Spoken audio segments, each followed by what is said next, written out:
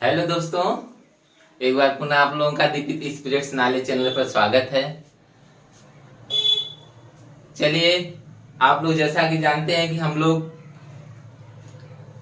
भगवान गौतम बुद्ध व उनके धर्म के बारे में पढ़ रहे थे और उनके बारे में कई वीडियो आप लोगों के बीच जा चुकी है। ये अगली वीडियो होगा, अगला लेक्चर होगा। आइए इसे हम लोग देखते हैं। चलिए आइए देखते हैं। आप लोग जानते हैं कि महायान जो शाखा है उनका आदर्श बोधिसत्व होता है, यानी बोधिसत्व प्राप्त करना उनका लक्ष्य होता है। और तो बोधिसत्व क्या होता है बताए भी हैं कि बोधिसत्व वे व्यक्ति बोधिसत्व होते हैं जो निर्वाण प्राप्त कर चुके हैं और दूसरे प्राणियों के निर्माण में सहायता के लिए मानव या पशु के रूप में आते हैं, बोधिसत्व कहलाते हैं। तो चलिए आप देख रहे हैं कि बोधिसत्व हेडिंग है, बोधिसत्व। तो बोधिसत्व क्या है? महायान का आदर्श, महायान का आदर्श बोधिसत्व है। मोक्ष प्राप्ति के बाद भी जो दूसरे प्राणी की मुक्ति का निरंतर प्रयास करते हैं उन्हें बोधिसत्व कहा जाता है। मोक्ष प्राप्ति के बाद भी दूसरे प्राणी की मोक्ष या मुक्ति का निरंतर प्रयास करते हैं जो उन्हें बोधिसत्व कहा जाता है। बोधिसत्व स्वयं यातना सहकर मानवता जो है, मानव जात को मुक्ति दिलाता है। कौन? बोधिसत्व। बोधिसत्व स्वयं यातना सह करके मानव जात को मुक्ति दिलाते हैं। बोधिसत्व को उपपादुक अर्थात स्वयं उत्पन्न माना जाता है। बोधिसत्व को उपपादुक अर्थात स्वयं उत्पन्न माना जाता है। बोधिसत्व की संतान को भी उपपादुक माना गया है। बोधिसत्व की जो संतान है उन्हें भी उपपादुक माना गया है। इसी आधार पर बुद्ध के पुत्र राहुल को उपपादुक कहा गया है। बोधिसत्व गर्भ में श्वेत गज के रूप में प्रवेश करते हैं। जो बोधिसत्व हैं वो गर्भ में श्वेत गज, सफेद हाथी, श्वेत गज के रूप में प्रवेश करते हैं। बोधिसत्व का जन्म ठीक 10 मास गर्भ में रहने के बाद होता है। कितना? 10 माह, ठीक 10 मास गर्भ में रहने के बाद होता है। उनके जन्म के एक सप्ताह के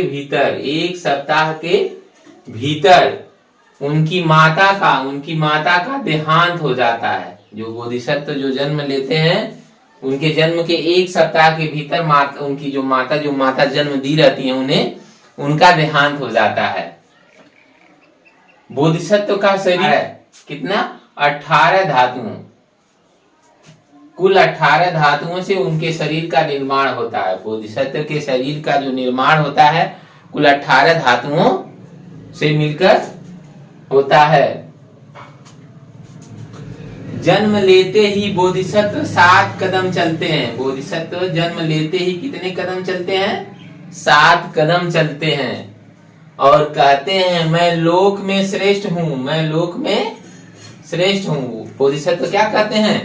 मैं लोक में श्रेष्ठ हूँ, यह अंतिम जन्म है, यह मेरा अंतिम जन्म है, अब पुनर्भव नहीं होगा, अर्थात अब मेरा पुनर्जन्म नहीं होगा। रोग न होते हुए भी वे औषधि का प्रयोग करते हैं। जो बोधिसत्व हैं उनको रोग नहीं होता है फिर भी वे औषधि का प्रयोग करते हैं। किसका प्रयोग करते हैं? औषधि का प्रयोग करते हैं। वो रोग ग्रसित नहीं होते हैं फिर भी औषधि का प्रयोग करते हैं। बोधिसत्व केवल जम्बूद्वीप में ही हो सकते हैं। बोधिसत्व जम्बू में ही जन्म सकते हैं। जम्बूद्वीप मतलब भारत का नाम एक जम्बूद्वीप भी है। जम्बूद्वीप में ही बोधिसत्व जन्म ले सकते हैं। प्रमुख बोधिसत्व बोधिसत्व, कुछ प्रमुख बोधिसत्व हैं, आइए उनके बारे में भी जानते हैं। पहले नंबर पे हैं अवलोकितेश्वर, अवलोकितेश्वर या पद्मपाणि, अवलोकितेश्वर या पद्मपाणि। इन्हें पद्मपाणि भी कहा जाता है क्योंकि ये अपने हाथ में पद्म कमल धारण किए रहते हैं, पद्म या कमल धारण किए रहते हैं, इसीलिए इन्हें पद्मपाणि या अवलोकितेश्वर कहा जाता है।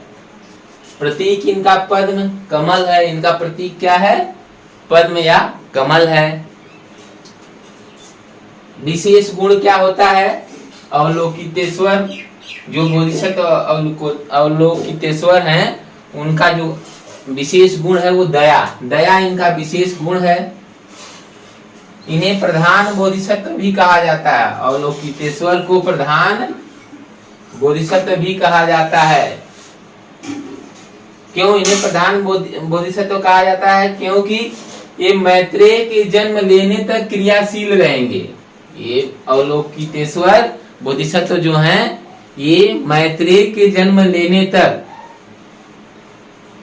मैत्रेय के जन्म लेने तक क्रियाशील रहेंगे। मैत्रेय का जन्म आप जानते हैं कि ये अंतिम बुद्ध होंगे और इनका जो जन्म होगा, बुद्ध का जो महापरिनिर्वाण हुआ था 483 ईसा पूर्व में, वहां से लेके 4000 वर्ष बाद, अर्थात उनके महापरिनिर्वाण के 4000 वर्ष बाद मैत्रेय का जन्म होगा।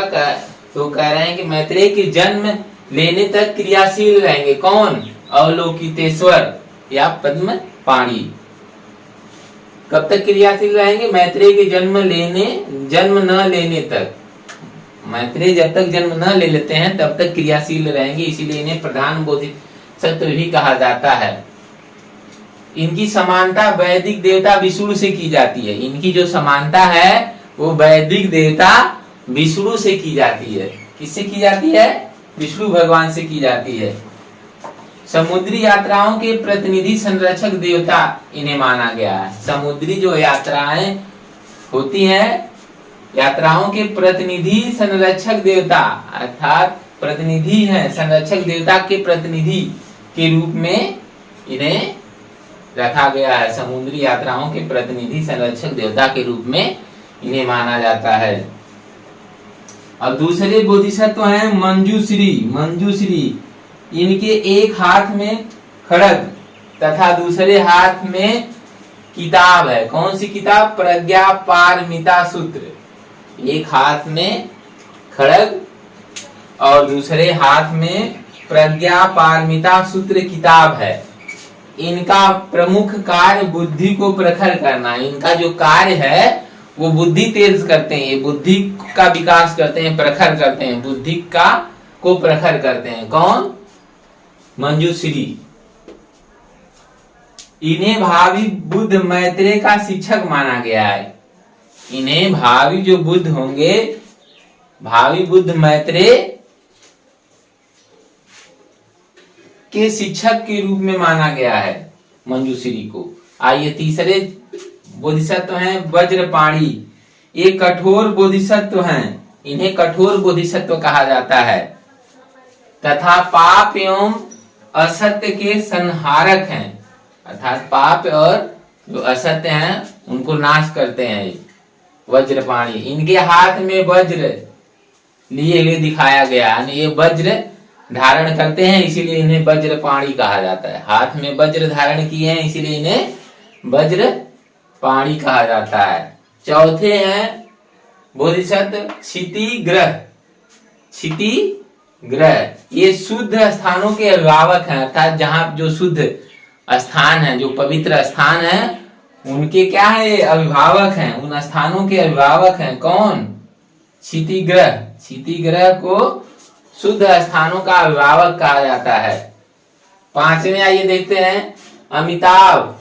पांचवें जो है बोधिसत्व, उनका नाम अमिताभ है। क्या है? अमिताभ। तो अमिताभ को देखते हैं, यह स्वर्गिक बुद्ध है, अर्थात ये स्वर्ग के बुद्ध हैं। स्वर्ग के बुद्ध कौन है? अमिताभ। इन्हें संसार के अधिपति के रूप में दर्शाया गया। ये संसार के राजा हैं, अधिपति हैं, पूरे संसार के देवता हैं, पूरे संसार के देव के रूप में दर्शाया गया है। किन्हें? अमिताभ को। चलिए 6वें हैं मैत्रेय। मैत्रेय भावी बोधिसत्व हैं। मैत्रेय को भावी बोधिसत्व या भावी बुद्ध कहा जाता है। पीड़ित उद्धारक की संकल्पना इन्हीं से जुड़ी हुई है। पीड़ित उद्धारक की संकल्पना इन्हीं से जुड़ी, अर्थात जो पीड़ित हैं उनका उद्धार करेंगे। कौन? मैत्रेय।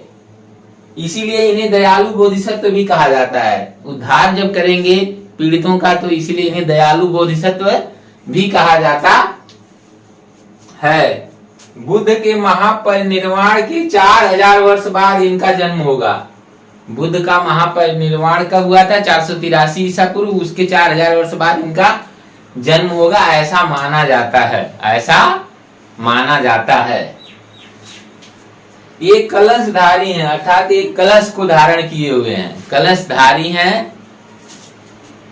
इनकी मान्यता हीनयान व महायान दोनों में समान रूप से है, अर्थात इनका मान सम्मान हीनयान और महायान दोनों में समान रूप से है। किनका? मैत्रेय का। यानी इनकी मान्यता हीनयान व महायान दोनों में समान रूप से है। तो आज का लेक्चर ये बोधिसत्व पर आधारित था। आप लोगों ने बोधिसत्व के बारे में जाना और कुछ प्रमुख बोधिसत्वों को भी देखे आप। चलिए इस तरह से आज का ये छोटा सा लेक्चर समाप्त होता है। लेक्चर अगर अच्छा लगता है तो वीडियो को लाइक करिएगा, शेयर करिएगा तथा सब्सक्राइब भी करिएगा चैनल को। ओके।